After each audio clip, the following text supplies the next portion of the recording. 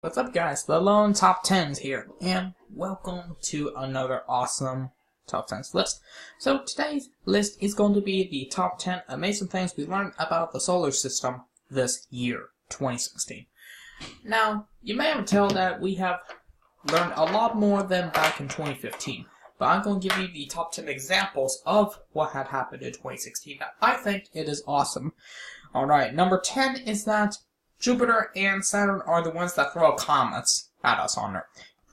So, in 1994, the world watched as Comet Shoemaker Levy 9 slammed into Jupiter, leaving Earth-sized marks that persisted up to a year. Back then, astronomers were high-fiving each other like this, and this is another person, yeah! And each other over the notion that Jupiter protected us from comets and asteroids. With this massive gravity field, Jupiter was believed to struck the majority of these threats in before they could reach Earth. Current research says the opposite is probably true, and the whole Jupiter shield idea is wrong. At NASA's Jet Propulsion Laboratory in Pasadena, California, simulations showed that Jupiter and Saturn were more likely to toss space debris into the inner solar system, like that, and into orbits that would bring them into Earth's path. The larger planets are probably loaded with comets and asteroids at us. The good news, comets hitting an early Earth may be responsible for delivering the volatile materials from the outer solar system needed for life to form. 9. Pluto has liquid water. On the outskirts of the known solar system, NASA's New Horizons spacecraft has been revealed oddities about the distant dwarf planet Pluto. Foremost is that Pluto has a liquid ocean. The presence of fractured lines in analysis of a large crater named Sputnik Planum have led researchers to construct a model that shows Pluto has a liquid ocean 62 miles thick, with a salinity of around 30% beneath, an icy shell some 185 miles thick. That's about as salty as the Dead Sea. Think about it. Back in Jordan. Alright. If the Plutonian Ocean was in the process of freezing, then the planet would be contracting, but it seems to be expanded instead. Scientists suspect that enough radioactivity is left in the core to give some warmth. The thick layers of exotic surface ices act as an insulator, and the likely presence of ammonia acts as antifreeze. 8. The cores of Neptune and Uranus are wrapped in plastic. How do we know what lies beneath the clouds of distant gas giants with atmospheric pressures? Roughly 9 million times that of Earth. Well, math. Simple. Scientists use the Universal Structure Predictor Evolutionary Xtalography, or USPEX, algorithm to take a hypothetical look at what's going on inside these, less studied planets.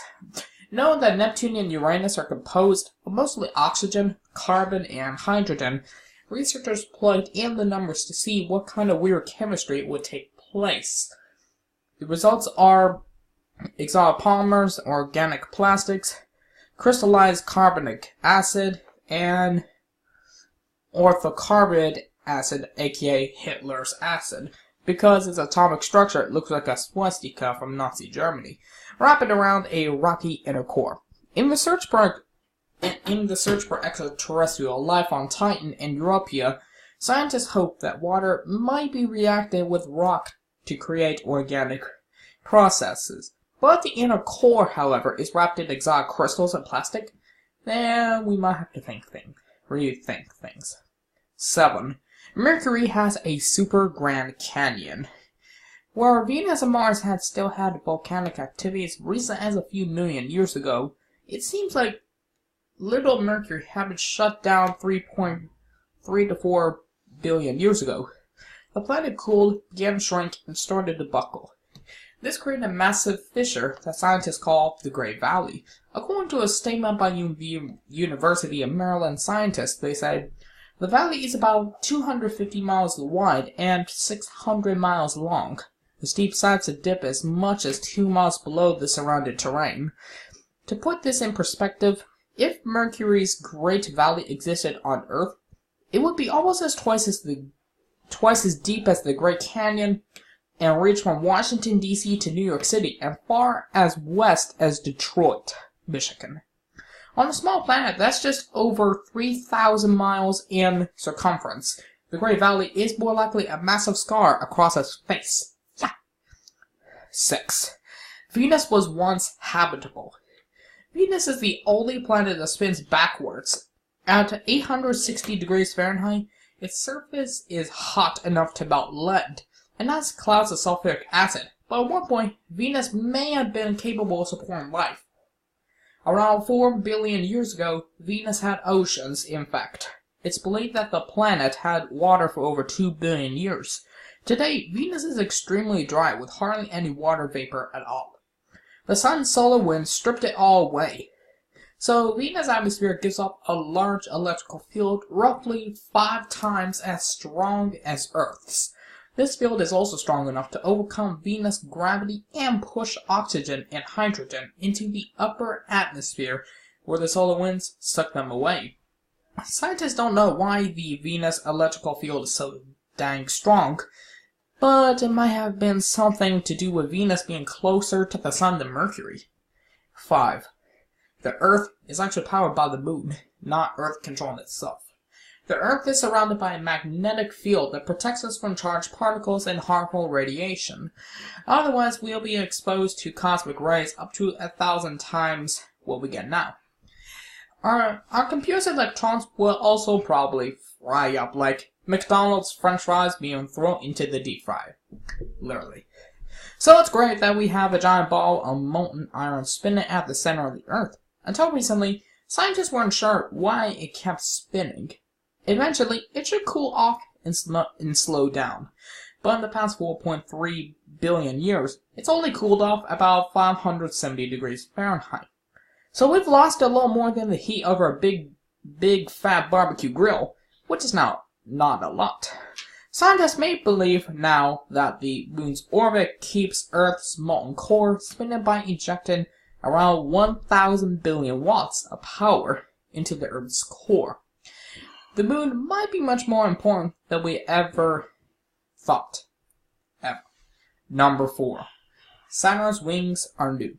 Since the 1600s, there has been a debate over just how long Saturn's rings are and where did they seriously come from.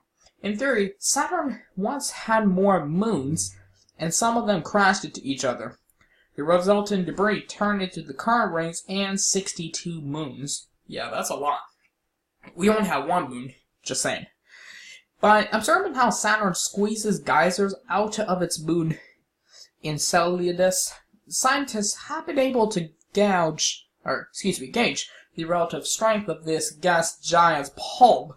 As all the moons are being thrown into large orbits, this enables scientists to approximate when this moon crash derby occurred. The numbers suggest that Saturn's rings probably don't date back to the planet's formation about 4 billion years ago. In fact, except for the more distant moons like Titan and Lepidus, Saturn's major moons appear to have formed during the Cretaceous period, the time of the dinosaurs. Alright, number 3. There are really 15,000 really big asteroids in the neighborhood. In 2005, NASA was tasked with finding 90% of the big near-Earth objects, or NEOs, by 2020. So far, they found about 90% of the NEOs, 915 meters or 3,000 feet, and larger, but only 25% of the ones 450 feet or larger. In 2016, while averaging 30 new discoveries a week, NASA found their 15,000th NEO. For reference, they were only finding about 30 new objects a year in 1998. NASA is cataloging all the comets and asteroids around to make sure that we know if something was going to hit us. Even so, without prior warning, a meteor that was 65 feet wide exploded over over Russia in February of 2013. Alright, number 2 is that we crashed a ship onto a comet on purpose. The European Space Agency's Rosetta spacecraft orbited the 67P Churyumov-Gerasimenko comet for about 2 years. I'm not sure if I really said that right, guys. Just correct me if I said it wrong, because I don't speak Russian. The craft took readings and even placed a landing on the surface. This 12-year mission made a number of important discoveries. For instance, Rosetta detected the amino acid glycine, a basic building block of life. While it's been theorized that amino acids may have formed in space at the beginning of the solar system, this was the first time that any were found. Rosetta had discovered 60 molecules, 34 of which had never ever been found before on a comet. The spacecraft's instruments also showed a significant difference in composition between Comet 67P CG's water and that of Earth. This poked some holes in the idea that Earth received much of its water from comets. After the groundbreaking mission reached its conclusion on September 30th this year, the ESA slammed its spacecraft into the side of the comet just to end it. Alright, number 1 is Mysteries of the Sun solved. All planets and stars have magnetic poles and they shift around all the time. On Earth, the poles flip every 200 to 300,000 years. Right now, we're overdue. On the Sun, things move at a faster pace than ever before. Every 11 years or so, the polarity of the Sun's magnetic field literally swaps around. This coincides with the period of increased sunspots and solar activity. Oddly enough, Venus, Earth, and, you guessed it, Jupiter, are aligned at the same time. Think about it. All those are aligned. Scientists believe that the planets may be affecting the Sun at all.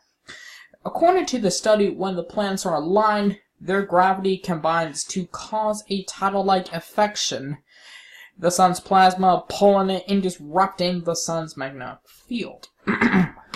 So yeah, think about it. Those are all the amazing things. There's a lot more out there, but I think those are the top 10 coolest of all time.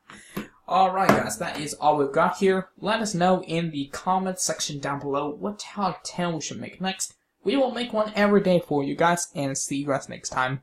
Oh, and don't forget to subscribe, and don't forget to like this video. Don't forget to ring that notification bell whenever you subscribe. Alright, that's all I got for you guys. See you guys next time.